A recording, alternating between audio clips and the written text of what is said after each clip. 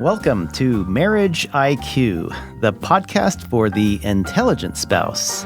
I'm Dr. Heidi Hastings. And I'm Dr. Scott Hastings. We are two doctors, two researchers, two spouses, two lovers, and two incredibly different human beings coming together for one purpose: to transform the stinky parts of your marriage into scintillating ones using intelligence mixed with a little fun. Hello, all you lovers, and welcome back to Marriage IQ. All of you intelligent spouses, in this episode, we're going to introduce you to the final foundational cornerstone of developing marriage IQ, intimacy. All right. This one might be our favorite. Ooh, I'm so excited to talk about today's topic because it happens to be the answer to the meaning of life, sex. Oh my gosh. We could spend months talking about this one subject. Of course you would say that. Yeah. But intimacy, my dear, isn't just about sex, Dr. Hastings. Oh. So let's talk about what is lack of intimacy, and then we can jump into what it is, because, nobody wakes up thinking, how can I be less intimate today with my spouse? We call it intimacy deficit disorder. We do. It just happens. It's this entropy that happens over lifetime. How can I be less intimate with my spouse? Nobody wakes up thinking that, right? And yet it happens, and it afflicts all of us at one time or another, some more than others. So we're going to talk about what intimacy is and isn't. And it's not just sex. I know, all you guys listening. Yes, it is much more than that. So what does it mean? We all crave it, but a lot of us, we can't really define it. It's like sand slipping through our fingers. It's far bigger than what we understand. For women especially, they have to risk a lot for what they perceive intimacy to be with a man.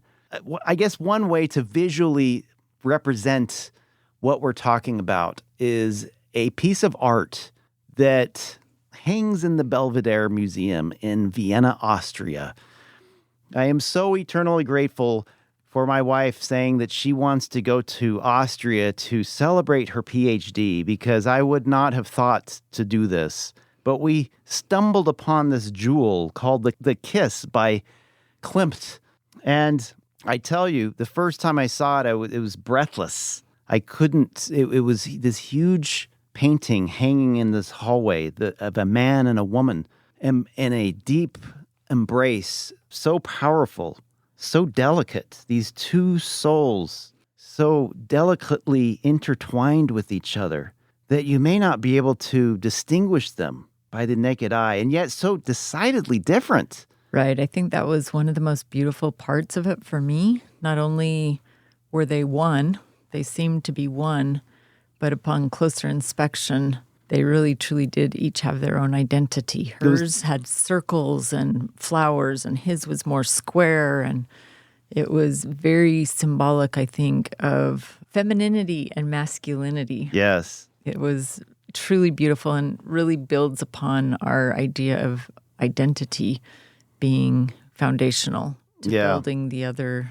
parts of a good, solid relationship. It was such an emotional moment for me. Like, I was not expecting this. Right. And to be filled with this kind of just awe over the power of masculinity, the power of femininity together, unified into one great whole. Like, it's just amazing to see this. And if you have the chance, I highly recommend making a trip to Vienna, Austria, going to the Belvedere and taking a look at this. It's a life-changing experience. If not, you can Google it and see it, but you just can't see the detail of the textures and the brush strokes and the brilliance of the gold that it's painted with. What an amazing piece. So what about that did you find symbolic of intimacy then? Well, it is a perfect capture of vulnerability, authenticity in these two people, this man and this woman, just in bearing their souls to one another. And that's what intimacy really requires. It requires vulnerability. Letting yourself be known, right? Yeah. I can hear some of you out there saying, wait a minute, though. If I make myself vulnerable, then something bad might happen. Like I've been here before. I've done this before. I might get exposed. I don't want to do that. Okay, you have a point. I get that. Here's the difference. I think being vulnerable, there's a couple of ways of being vulnerable. There's intentional vulnerability and unintentional vulnerability. I think a lot of times we misconstrue that in our head. You know, we don't want you to be unintentionally vulnerable. That can lead to some real damage. But let me give you an example of intentional vulnerability from one of my favorite movies, Star Wars. That has so much to do with this topic. I don't like Star Wars. You just have to watch it and you get the inside track on things. But okay, so Obi-Wan Kenobi, we all know who he is. He's the sage. He tells Darth Vader, the bad guy in the black suit. You know, I remember this so vividly as a kid. If you strike me down, I will become more powerful than you can ever imagine. And this has what to do with marriage? It has everything to do with it. Okay, explain, please. Luke Skywalker looks over. He sees Obi-Wan Kenobi. Obi-Wan Kenobi then lifts up his arms as if to say, you strike me down, do it. And Darth Vader took him up on it, and he striked him down. And then guess what? Obi-Wan Kenobi became more powerful than he can ever imagine, and Darth Vader got creamed. Okay? So I know we are planning to do an episode on power at some time. Again, how does this have to do with intimacy? It's intentional vulnerability. Okay? Okay. So intentional vulnerability makes you powerful. It does. Yes. That's the point. And not powerful like I have power over you. But a power in a way that is meaningful, that is growing, that is intelligent. Okay. For a couple, for a relationship. I myself am becoming intentionally vulnerable. So we talk about intentionally vulnerable. Now there's unintentionally vulnerable. So this comes from another movie I really like, Napoleon Dynamite, where Pedro, if you remember toward the end of the movie, he's talking to the student body. There's an election, and he's doing a speech, and he has to have an act, and he didn't have it planned. And so Napoleon, at the last minute, gets shoved out. He did not plan it. He did not have anything to do with what's going on, and it made him feel really, really anxious. But he ended up doing really well on the dance, and Pedro got voted in as president. Everything's good in the end. Okay. I know you're thinking, well, what does this have to do, right? Do you know what I'm thinking? No, I don't. I don't know what you're thinking, but I'm thinking you have higher movie IQ than I do, apparently, because I'm not seeing quite how this ties into marriage. And yet I know that you really see symbolism. So can you explain to me how does this tie into marriage? Have no fear, my dear wife. I'm explaining the difference between planning, making like a time and a date to come together and say, we're being vulnerable right now. We're going to be vulnerable. It's not just off the cuff or being shoved into, or your spouse saying, hey, look, everyone, my spouse is going to do this right now. Yeah, no, not that. That's unintentional vulnerability, and that's not fun. So we really try to plan. That's why it's so important to be intentional about being intentional. So like when we're talking about, let's say, finances, like budget, there might be some times where things can be a little sensitive, right? About where do we put money here? Where do we put money there? Or maybe even we made some mistakes. And yes, if I made a financial mistake, it's pausing and saying, okay, I'm ready for this. I want to talk to Heidi about this. And we have a discussion. That's intentional vulnerability. And that increases our intimacy?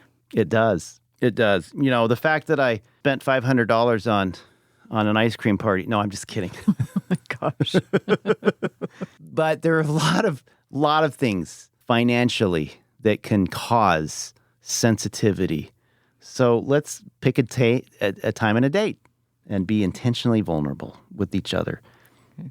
Are we living like Prince Charming and Cinderella in their pristine and unchallenged life together, only happy, only loving, only perfect, no vulnerability allowed. To quote one of my all-time favorite philosophers, Shrek, from the movie that bears his name, what a load of crap. Shrek is absolutely right. Welcome to Love 101, Mr. or Mrs. Spouse. If the stock market only went up, if every day were like a sunny day on Cape Cod, if I only got green lights on the way to the airport, or if all of my wildest dreams came true, those would all be awesome in their own right, but I wouldn't have to take risks or failure. And we know you like to take risks. Only scheduled ones. Oh my gosh. How on earth am I supposed to learn or grow or develop intimacy from living a sheltered life? That's true. I guarantee you that Cinderella and Prince Charming's kids would have all ended up with severe histrionic or narcissistic personality disorder. Intimacy requires trust. I agree with that. Imagine if you're going skydiving. Like, you must be able to trust your instructor, right? To trust the pilot, trust the guy filling the plane with gas, trust the airplane, and trust whoever put your parachute on, and hoping that he wasn't having a bad day. Experience can lower the risk. If you have somebody who has experience, that helps lower that risk. And honest communication is more likely to succeed when we plan it together. Okay, that's true. And I totally agree with you that intimacy requires trust. What happens if your spouse is not at all trustworthy? Then what do you do? That's a really good question. You have hard questions. But, you know, I think it's because a lot of my research has to do with these topics. Yeah. These topics of intimacy, and women place high value on intimacy, probably a lot more than men do.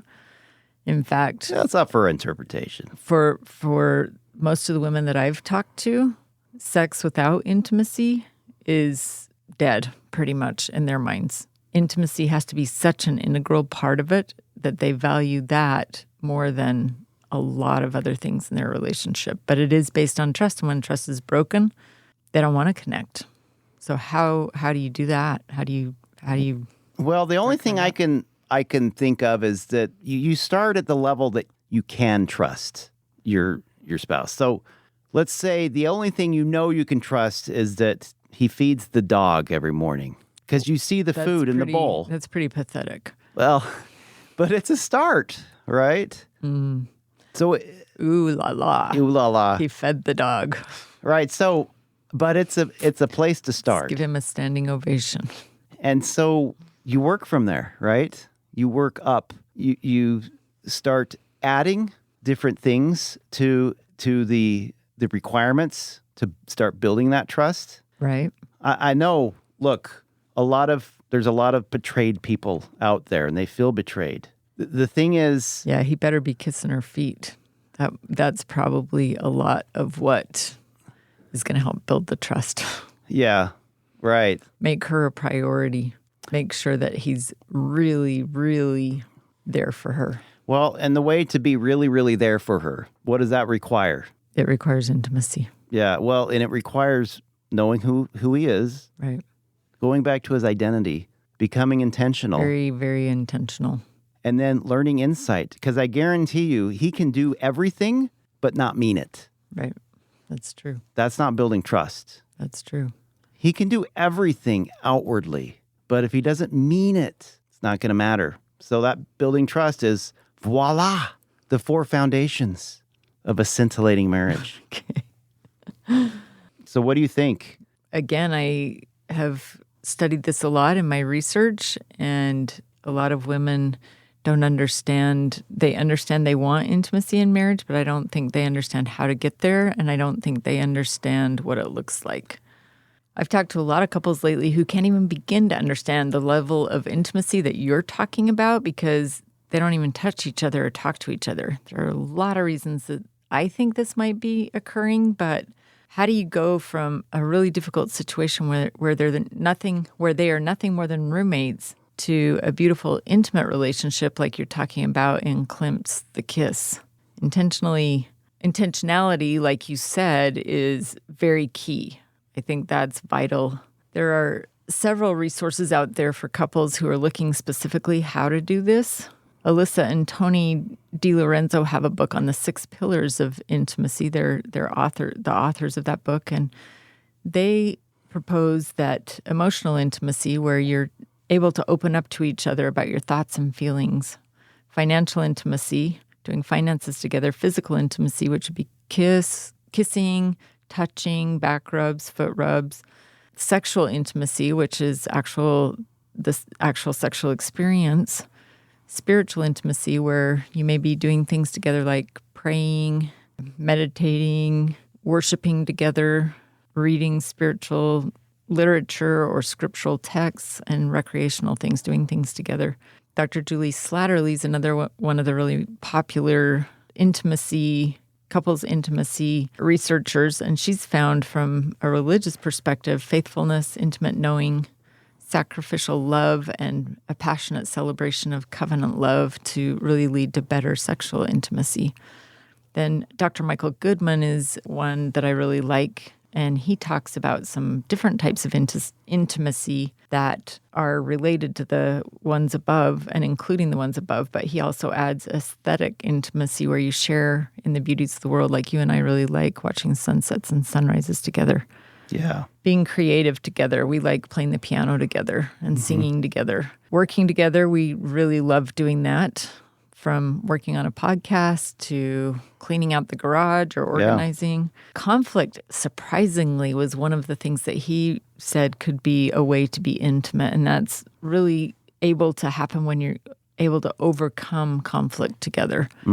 Conflict and contention, we'll talk about those some other time, but conflict really is just having a difference of opinion and then talking through it enough that you can see the other's perspective. And then lastly, he suggests that crises offer points of time to become intimate and closer together as we work through challenges together. Instead of turning away from each other, we turn to each other during crises.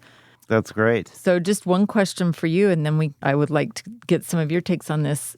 Do you think these other types of intimacy lead to sexual intimacy, or does sexual intimacy lead to all these other types of connection? That's a great question. Wow, it's kind of like the chicken and the egg again, you know? I think most people would think, well, you need to have all these other types of intimacy, and then you can have the sexual intimacy. Which it is that way often. Which is true a lot of times. Like sex starts for women a long time before they make it to the bedroom. But sometimes, just sometimes it's you just need a really good sex to get everything else rolling. I don't know how else to say it. It can go both ways. It doesn't always have to be one way. But being loving and kind and having physical touch and just beautiful kinds of intimacy and a lot of... one we forgot to mention is intellectual intimacy. Yeah. Sharing intellect. Yes. IQ. Yeah. Marriage IQ.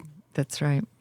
So what are some things that you think just really quickly would help men understand how to be more intimate sexually with women, if that's something that's of such high value to the women I've spoken to in my studies? Yeah, so for some reason, it seems like guys just have this really fast timer just inside them. Well, guys, slow it down, okay? So if you think you're going too slow, you're not going slow enough, okay? So I like to think of it as like a three-toed sloth. If you don't know what a three-toed sloth is, go onto YouTube and check it out. See how slow they go. That's what we're looking at. Well, that's a really good point because most women take, I think it's 70% of women take up to 30 minutes to be able to reach orgasm. It takes them a lot longer time period to get their libido rolling and their desire elevated. And men, it just takes a couple of minutes. So there's a big gap. That gap in there that can be filled with physical touch and just slowly exploring. So foreplay should be really longer than you think, right? Yeah. So let's try, I know this sounds unromantic, but you might try setting a timer for like 20 minutes of foreplay That's a long time.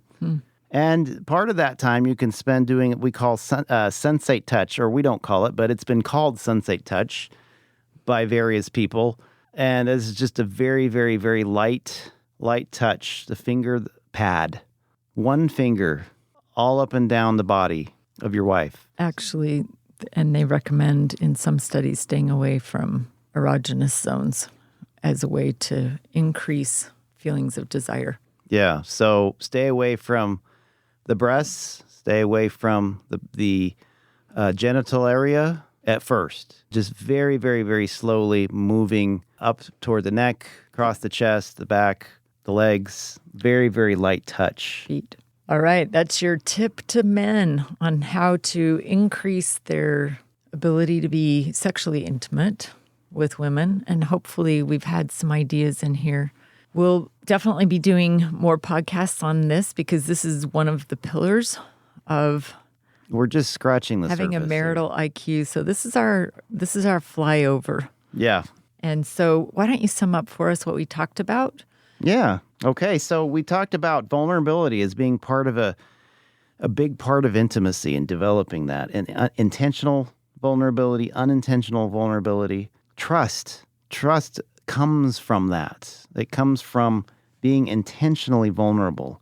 And we talked about the pillars of intimacy, different perspectives from different people about what makes up an important part of an intimate relationship. And they're all good. They're all good in their own right. Right. You know, we talked about, very briefly touched on sexual intimacy and how the response time for women and men are different, and it requires men to slow down, way down with touch, with intent. And also for women, that it requires kindness and respect and communication, and even being, watching your husband play with the children or doing the dishes, or, doing things that really a wife feels connection to her husband through.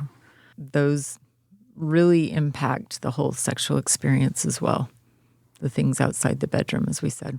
Okay, well, that will do it today. And thank you for joining us. We'll see you next week.